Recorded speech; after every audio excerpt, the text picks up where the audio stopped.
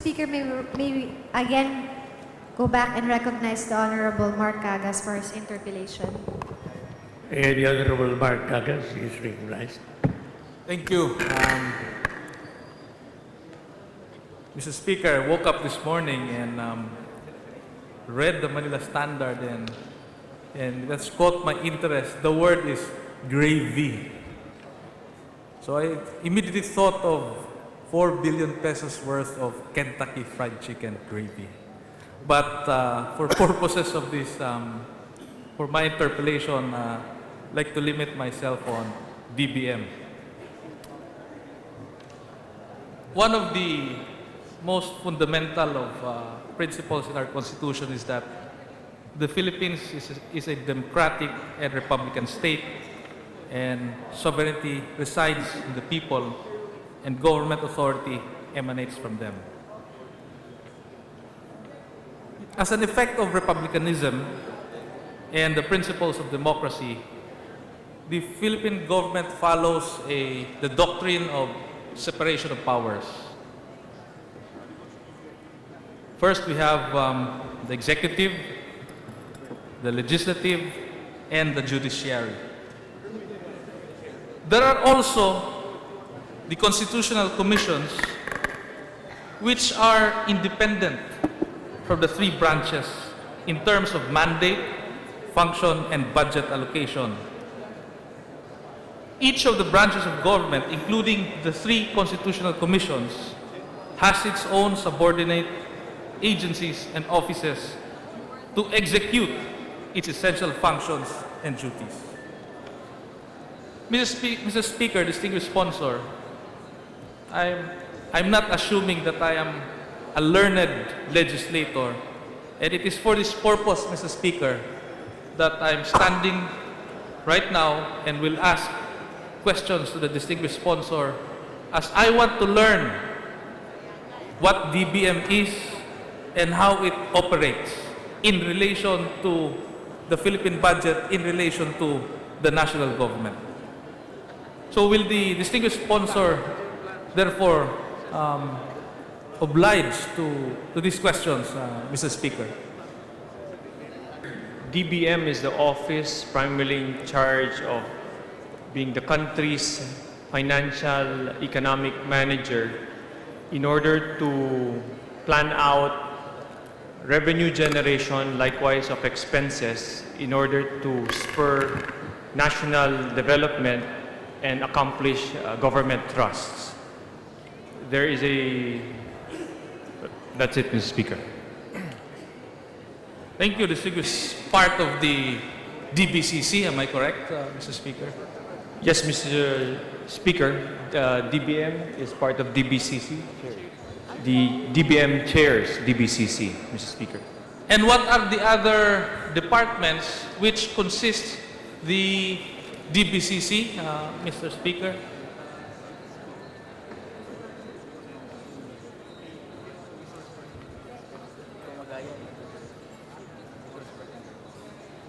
DBCC are DOF, NEDA, OP, with BSP as the resource person, Mr. Speaker. So DOF, NEDA, OP, and Bangko Sentral ng Pilipinas as a resource person, Mr. Speaker. Represented by the governor of the central bank. Yes, Mr. Speaker. And the DBM establishes macroeconomic policies, Mr. Speaker, distinguished sponsor? Yes, it would be DBCC who DBCC. sets such macroeconomic policies. When does macro becomes micro? In other words, if DBCC is here, then when does it become micro, Mr. Speaker? Well, it becomes micro when a budget is actually drafted. Because from the macro assumptions of GDP, of interest rates, of inflation, of deficit, now this is projected in order to come up with specific programs with peso values. So the thick book is a manifestation of transforming macro to micro, Mr. Speaker. Thank you. simply put, it becomes micro when all of this budget are placed in departments and agencies as reflected in the NEP as well as in the General Appropriations Bill. Do I have the correct impression, Mr. Speaker, distinguished sponsor? Well, that is also my impression, Mr. Speaker. Thank you. Mr. Speaker, does the DBM as an organization or department have regional offices? Yes, Mr. Speaker. So we have regional offices in Davao, for instance, Mr. Speaker? Yes, Mr. Speaker. And, you know, I'm confused, Mr. Speaker, because I attend Regional Development Council meetings. And we have NEDA 11 meetings. We have RPOC meetings. And now, we just passed a new law last Congress at creating the MINDA. The MINDA, headed by Congresswoman Lou Antonino. And I'm confused, Mr. Speaker. Before I get to my next session, is there an interagency communication or maybe do they work in tandem as far as these regional offices is concerned in relation to the regional office of the Department of Budget and Management? Yes, Mr. Speaker. They do interact, Mr. Speaker. And so, for example, Mr. Speaker, because I've been attending RDCs and we have been proposing projects, RDC 11 used to be chaired by Vic Lau, and he always asks us to submit concerns as far as Region 11 is concerned, and we do submit our concern to the RDC, which is also represented by other regional offices of the DepEd, DPWH, Department of Health, PNP. My question, Mr. Speaker, is that more often than not, 80% of the time, the things that we request before the RDC do not usually land, not even in the NEP. So, Mr. Speaker, who really decides? Is it the RDC, NEDA Regional Office, Region 11, MINDA, or is it DBM Region 11? Who decides and finally incorporate the concerns as requested by this, the very chairman of these different regional organizations, Mr. Speaker? Well, Mr. Speaker, I think due to late submission, and the tendency is for the RDCs to submit at the time when the budget is almost prepared. So, as advised, probably for next year, it is best to come in when the budget call happens. Therefore, between the first quarter of the year, that would be the best time for the RDCs, not only to convene, but by actually be submitting concrete proposals or programs. Likewise, it would be advisable for the RDCs to also come up with a regional development plan so that evaluation by DBCC will have some logic, some rhyme or reason that these are not merely parochial listings, but indeed a comprehensive plan and a vision for the future, Mr. Speaker. Following, who then decides which items are carried for consideration of the DBCC? In other words, does the RDC, MINDA, or all of these other regional development councils, organization, do these organizations really have a say in the preparation of budget, or are these organizations useless anyway? Well, Mr. Speaker, the RDCs would use the departments in turn and the DBM in turn pushes this up to DBCC. DBCC then probably gets to streamline or gets to choose or siphon out which projects could be accommodated given the limited resources. This is eventually prepared to a budget, presented to the cabinet, and approved by the President, Mr. Speaker.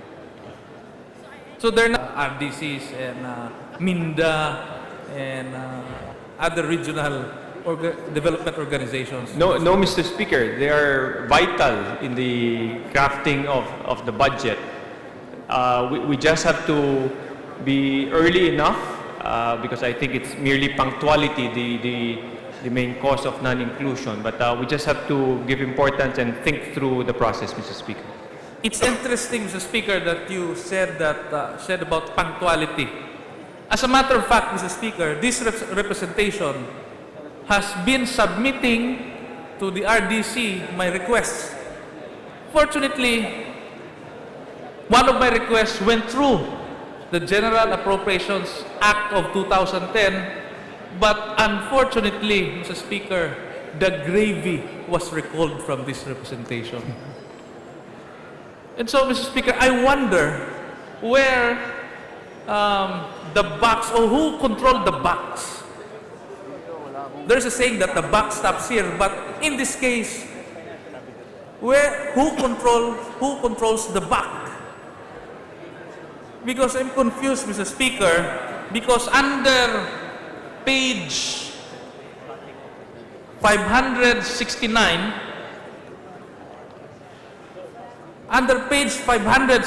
Mr. Speaker, of the General Appropriations Bill book, the white one,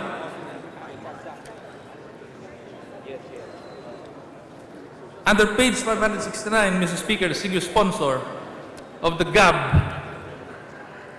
if you would notice, under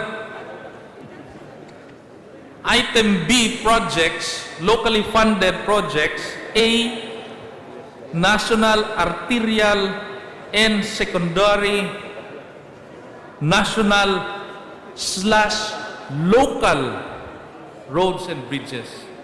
I'm confused, Mr. Speaker. What does local means in this item? Specifically, letter A of item 1, letter capital B. Ano ba tong local, Mr. Speaker? Sino bang nagpa-planning dito, Mr. Speaker? Well, on frailty, this is admitted a error on the committee. To explain, the Committee on Appropriations is also organized same as the departments. The particular staff who was in charge of this, given that we have to transform the NEP into a GAB, used this old CD. And this is not a permanent error. Once we go into third reading, this shall be deleted, Mr. Speaker. Because for a time, Mr. Speaker, this representation was actually thought that the word local in page 569 thereof would actually mean as allowing us or authorizing us to make congressional insertions, Mr. Speaker. I'm just clarifying, Mr. Speaker, from the distinguished sponsor. Ano ba itong masaya na ako sana kasi may gravy na dagdag para sa distrito ng iba't ibang congressmen. So I thought and I interpreted this local under page 569 thereof as sort of authorization to congressional insertions, Mr. Speaker. Well, no, Mr. Speaker, the local will be deleted. The committee has no such authority. Likewise, let's take it easy on the talk of gravy because the people might just think that we eat gravy breakfast, noon, and dinner, Mr. Speaker. I'm just following the article in the Manila Standard. You know, I always enjoy interpolating the good chairman. And you've been very helpful to me. I learn a lot from you, Mr. Chairman. And I'm also learning now that gravy might be interpreted in another manner. And so I will refrain now from using the word gravy, Mr. Speaker. Mr. Speaker, let's go back to DBM. Does the DBM Meron bang attached agency ang DBM, Mr. Speaker?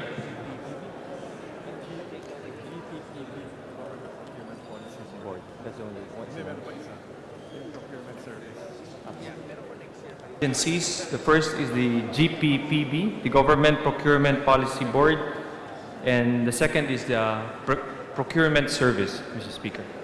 So the government Procurement procurement Policy Board policy board and the Procurement Service, and Mr. the Speaker. procurement service. How PB different from the procurement service as far as functions is concerned, or probably as far as their policy is concerned, Mr. Speaker, distinguished sponsor? Well, the difference, Mr. Speaker, the GPPB is the policy board. It sets policy and direction. Procurement Service is the operating arm, does the actual procurement, Mr. Speaker. Thank you, Mr. Speaker. And does DBM as a department? No, wait. So DBM, as you've said, has two attached agencies. Under the setup of DBM, within the department, are there bureaus within DBM who plans or which plans the entire budget, Mr. Speaker, distinguished sponsor, within the DBM itself? Meron bang mga planning bureau sa loob ng DBM? Yes, Mr. Speaker, there are planning bureaus. There are 19 bureaus, Mr. Speaker, roughly parallel with the departments that we have, Mr. Speaker.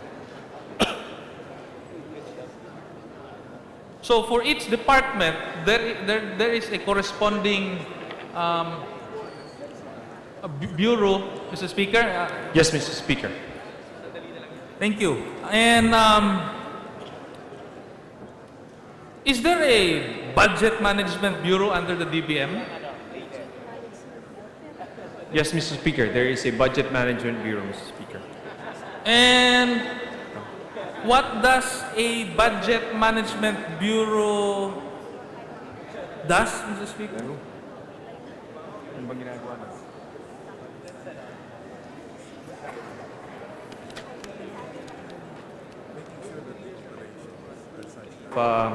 An operating arm. It handles the operations to ensure that the release of funds and indeed the processing of documents is efficiently executed, Mr. Speaker.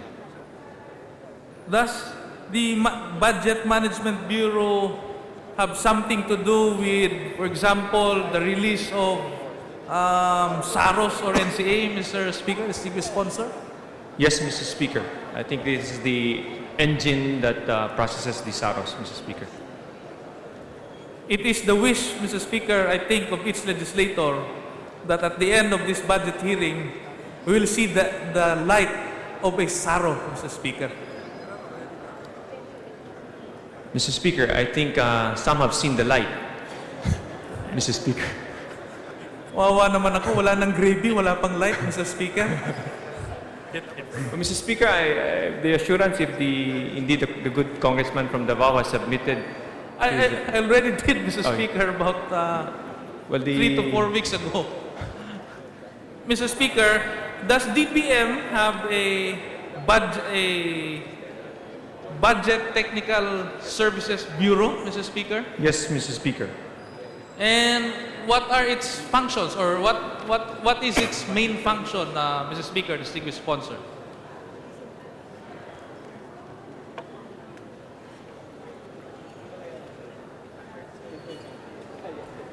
Looks over and supervises the Bureau and sets standards as to the release of funds, Mr. Speaker. Sponsor, we do have special purpose funds, am I correct? Yes, Mr. Speaker. And special purpose funds are supposed to be budget items that are permanent or non-permanent, Mr. Speaker? Not necessarily permanent, Mr. Speaker. I recall, if it's the good gentleman who asked me such question, I remember particularly the National Unification Fund, and we look forward that there would be no purpose for that fund anymore, Mr. Speaker. Yes, and these special purpose funds are used to augment the regular budget of selected agencies or departments of government, Mr. Speaker.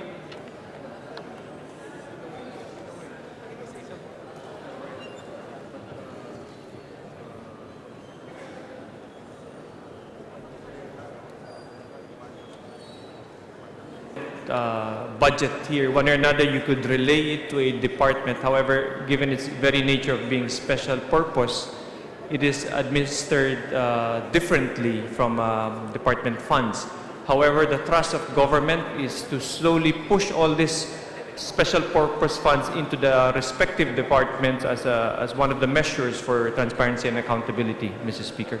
So they still augment the departments apart over and above the regular budget of concerned departments and agencies of government, Mr. Speaker.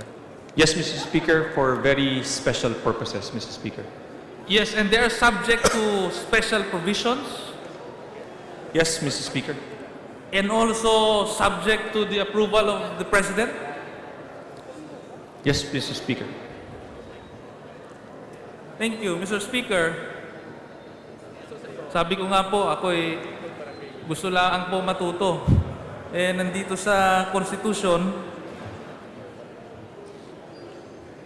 sabi rito, ang power of the purse daw, under Section 24, saka Section 25 of the 1987 Constitution, the power of the purse daw is lodged within Congress, within the House of Representatives, Mr. Speaker. Is this true, Mr. Speaker? Nasa atin ba talaga ang power of the purse, Mr. Speaker? Or are we just here, just talking and can't do anything about the budget, Mr. Speaker? Nasa atin ba talaga ang power of the purse? Well, Mrs. Show, that the power of the purse is in Congress. However, in my first 2 terms, I didn't feel such power, Mr. Speaker. Unfortunately, up to now, Mr. Speaker, I still don't feel that power, Mr. Speaker. I feel that I'm still under the mercy of the executive, Mr. Speaker, to tell you the truth. And so, that's why I'm asking all these questions. Baka we should give reality to these constitutional provisions, Mr. Speaker, because all of these debates will be more effective if indeed the House of Representatives is given the power, the real power of the purse, Mr. Speaker. I agree, Mr. Speaker. Thank you. And for this purpose, does the DBM itself, or is the DBM itself allocated a special purpose fund, Mr. Speaker? None, Mr. Speaker. Then, can you please give this representation, at least 5 departments or agencies of government wherein special purpose funds are allocated apart from the regular budget, Mr. Speaker?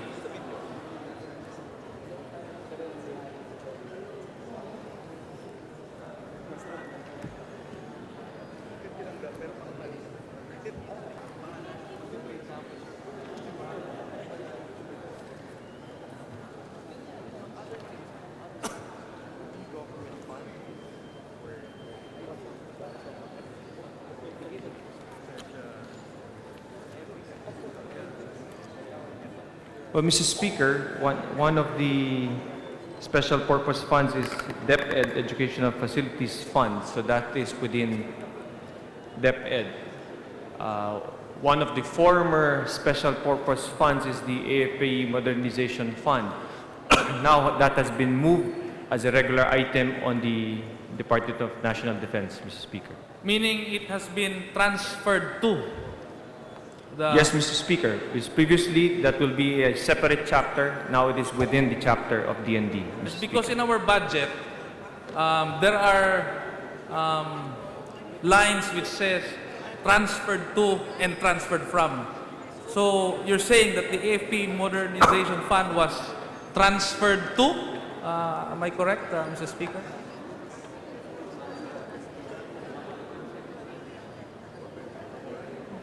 Mr. Speaker, I think the transfer to and transfer from with savings all incorporated. No, the transfer here is not the usual transfer to or transfer from. There was made clear a clear policy that such special purpose fund should be put into the department for better management and transparency and accountability, Mr. Speaker. Thank you, Mr. Sponsor. A comparative summary of special purpose funds. Maybe let's start with the year 2005 so that we will not waste so much time. I'll only read probably two agencies. Let's start with the Department of Agriculture, Mr. Speaker. The Department of Agriculture, if we will refer to Republic Act 9401, that's on 2007, the DA, a total of all its agencies such as the National Dairy Authority, the NFA, the Tobacco Administration, the Coconut Authority, the Kedancor, for 2007, they received a total of 5,084 million pesos and 935,000 pesos. Now, if I go over this quickly, the Department of Health, Mr. Speaker, for example, the Lung Center, the NKTI, the Kidney Institute, the Philippine Children's Medical Center, the Philippine Heart Center, etc. For 2007, got also a special purpose fund worth 1,015,560,000 pesos. So if we fast forward, these two agencies or departments also received special purpose funds in 2010. In 2010, the DA received a total of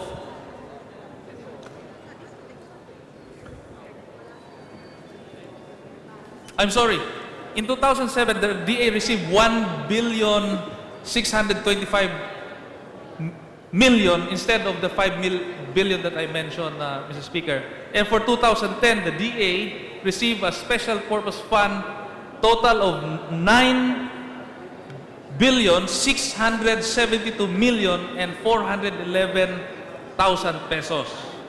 For the Department of Health, under RA 9970 or 2010, total of 1,767,960,000. And under the NEP or the GAB, the projected SPF for these agencies would amount to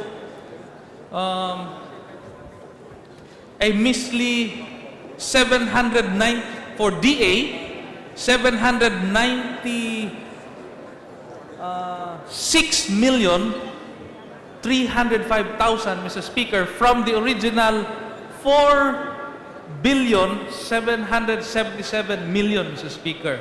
The Department of Health also got a drop, Mr. Speaker. It now, as recommended under the NEP and GAB, 797,360,000. Mr. Speaker, my query is, for example, under the Department of Agriculture, how come there is a sudden drop as far as budget or special purpose funds allocated for the Department of Agriculture is concerned, Mr. Speaker? I'm sure that the DBM will know this because, as you've said, the DBM is one of the agencies comprising the DBCC, Mr. Speaker, distinguished sponsor.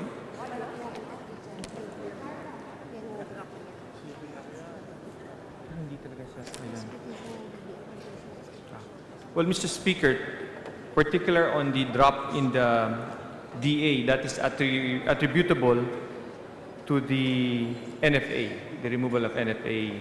The 8 billion is not there, Mr. Speaker. Wawa naman NFA, Mr. Speaker. Hindi po, ginagawan po ng paraan po yan ng ating gobyerno at ibabalik po natin, Mr. Speaker. In fact, ang pagbalik po niyan ay baka mas higit pa dun sa nabanggit na numero as a congressional authorization, Mr. Speaker. You know, the distinguished lady, 30 minutes ago, that in Pangasinan, the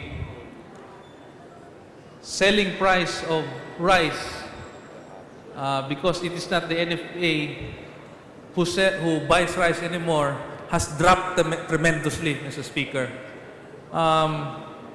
If we are really to follow the message of the President under the explanatory note as contained in this, in the White Book, Mr. Speaker, in this GAB,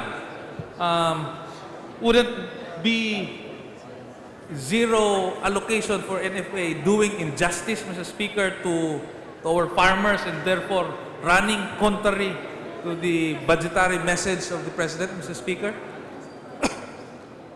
Well, just to clarify, was that rice or palay? Because I assume Palay. palay. Because I assume we should be happy with the drop in price of rice. Hindi, yung pagbenta, di ba? Pag-harvest, tapos benta. Well, as mentioned, we're doing adjustments and hopefully we could incorporate or if not restore the funds for NFA, Mr. Speaker. Could this adjustment, Mr. Speaker, be taken from the controversial CCT, Mr. Speaker? Well, Mr. Speaker, that is always an option. However, this is a democracy and who has the numbers will most likely be followed, Mr. Speaker. In other words, Mr. Speaker, we are here to lose. No, Mr. Speaker, we are here to listen to all ideas and come up with the best solution, Mr. Speaker. Funny, Mr. Speaker, because the former Congresswoman, now Mayor Custodio, and she was always an eager member of the minority before. She would always fondly tell me, because I was in the majority before, that the job of the minority is to lose. And so, even if we lose, because she said this is a democracy and majority rules, we will still hold steadfast in our commitment that maybe it is too soon, in fact, very too soon, to fully digest the total amount of the CCT, and will probably give us indigestion instead, Mr. Speaker, distinguished sponsor. And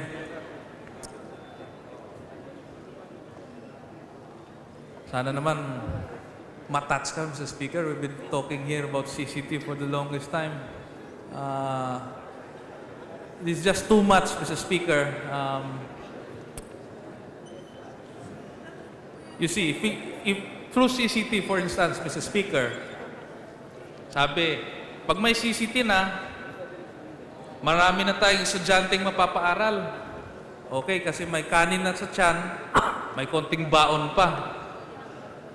O sige, di pumasok na yung maraming estudyante. Ang tanong, dahil sabi dito sa budget, sa libro, wala namang capital outlay ang DepEd, paano yung makikater yung bagong influx ng estudyante? Kaya ba natin, Mr. Speaker? Kaya ba ng DepEd, Mr. Speaker? Well, Mr. Speaker, tingin ko kakayanin. In fact, I think Congressman Nava has developed such expertise and hopefully when he comes on deck later ay mapagod na po talaga tayo sa pagtatanong sa CCTs, Mr. Speaker. All right, Mr. Speaker. We'll forgo with the CCT for now. Does the DBM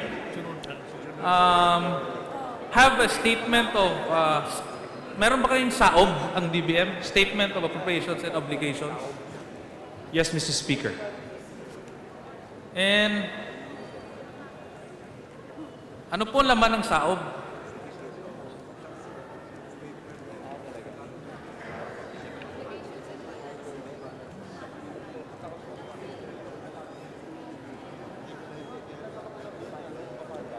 SAOB, for the information of all hands, is the statement of allotment obligations and balance. So I assume that would be the content, Mr. Speaker. Yes, and this is, and what purpose is DBM doing SAOBs? Mr. Speaker, distinguished sponsor.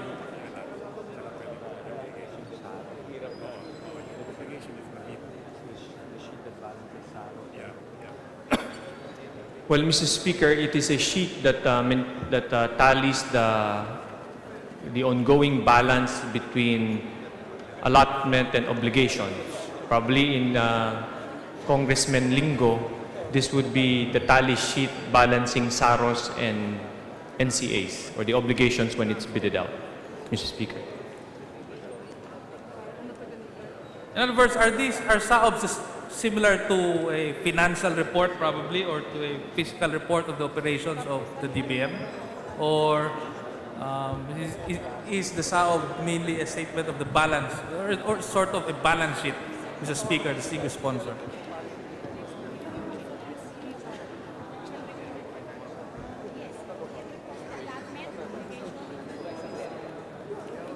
Yes, Mr. Speaker, it would roughly be a financial report on the operations of DBM, Madam Speaker. And does DBM right now actually have a SAOB? I'm just asking. Kung wala, okay lang. I'm just asking. Kung meron... Yes, Mr. Speaker, we are fortunate enough to give you a copy of a SAOB, Mr. Speaker. Can I request one of the page to bring me a copy of the SAOB?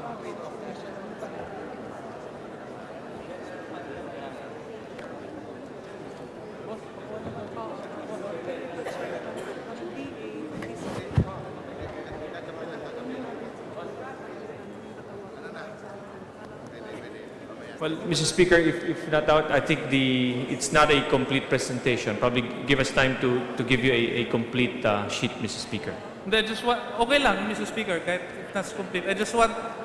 In fact, I have my own SAOB here, so I just want to compare whether my numbers are correct or not.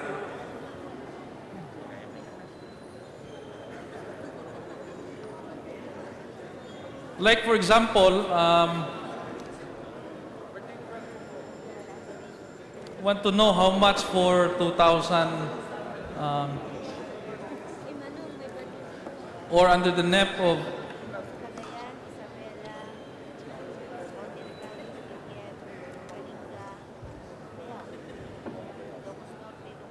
this representation would want, Mr. Speaker, for instance, to know under how much unused appropriations, for example, Mr. Speaker, for, let's say, 2009, Mr. Speaker, vis-a-vis unobligated allotment.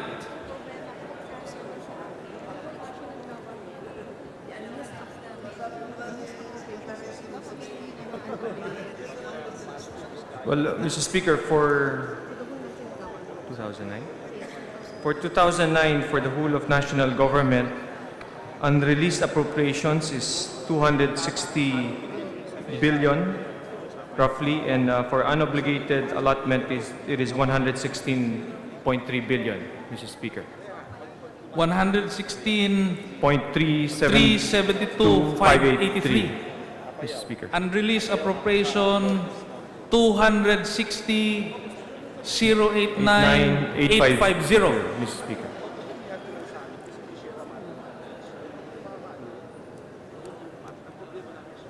Or a total of 376,462,433.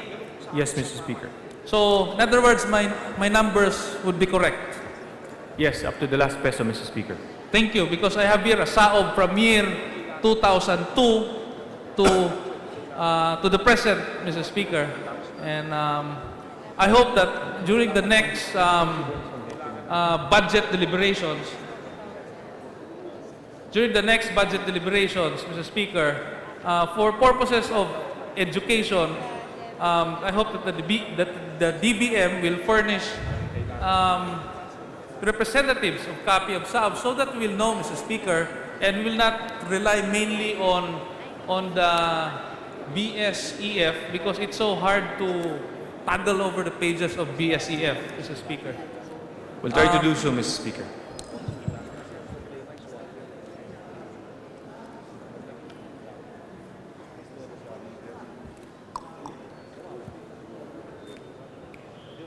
And so, Mr. Speaker, I'll probably wind up. I don't want to belabor you anymore. My Uncle Loloy, the distinguished legislator from Camiguin, has expressed that we will have dinner.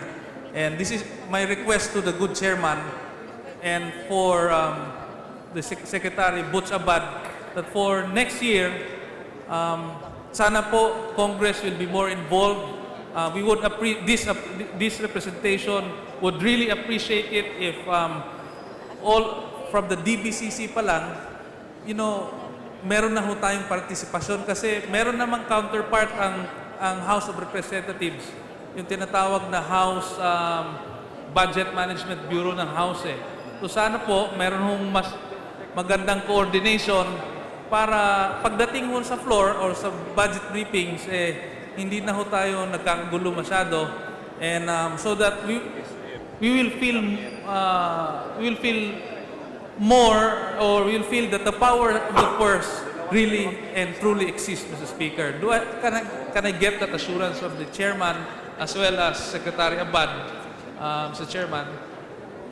Yes, Mr. Speaker, there is such a commitment. However, the preparation of the budget is really an executive function. This is the stage where we really have an active role. However, it is encouraged that congressmen in their little ways would indeed come in early enough in the budget call so that inputs would be entertained and RDCs could be proven to be effective, and indeed vital projects are accomplished, Mr. Speaker. Thank you, distinguished sponsor, Madam Speaker. Thank you for educating me. It has been a very fruitful exercise as far as this representation. Majority Leader. Thank you very much. Majority Leader.